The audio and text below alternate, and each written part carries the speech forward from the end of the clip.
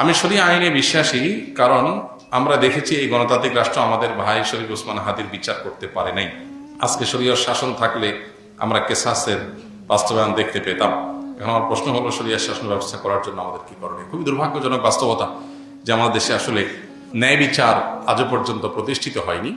সন্দেহাতীতভাবে শরিয়াই হলো এই পৃথিবীর একমাত্র সমাধান। শরিয়া ছাড়া আর যত সমাধান আছে সেই সমাধানগুলো একটা সাইডকে হয়তো সমাধান করবে, অন্য আরেক সাইডের বহু সাইড এফেক্ট তৈরি করবে। এটাই হলো বাস্তবতা। গোটা বিশ্ব জুড়ে তাকালে আমরা দেখতে পাই মানুষ একটার পর একটা সিস্টেম চেঞ্জ করবে, শান্তির দেখা ততক্ষণ পর্যন্ত পাবে না যতক্ষণ পর্যন্ত আল্লাহর দেওয়া সিস্টেমে সে না আসবে।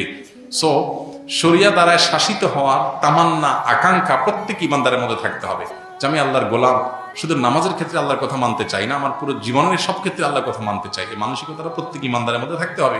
আমি মানতে পারছি না, আমার বিদ্যমান বাস্তবতা, আমি আমার দুর্বলতার কথা স্বীকার করছি এবং ইস্তেগফার করছি আল্লাহর কাছে।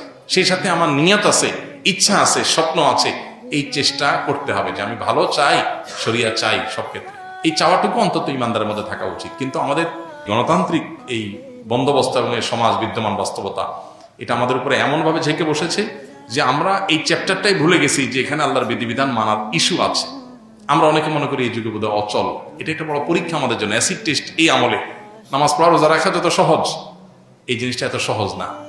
এই ইমানটাকে খুব ভালো করে আমাদের মধ্যে এস্টাবলিশ করতে হবে। সেই সাথে মানুষকে সচেতন করা প্রত্যেকটা জায়গাতে।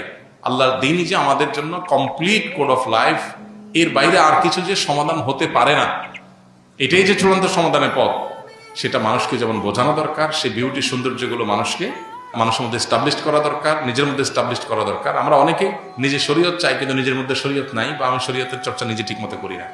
এই জায়গাগুলোকে আমাদের রিকভার করা দরকার। আল্লাহ তাআলা আমাদেরকে আমাদের সে কাঙ্ক্ষিত স্বপ্নে আল্লাহর শরিয়া দ্বারা শাসিত হওয়ার তৌফিক আল্লাহ তাআলা আমাদেরকে দান করুন। ইনসাফ দ্বারা আল্লাহ তাআলা পুরো দুনিয়াকে পরিপূর্ণ করে দিন।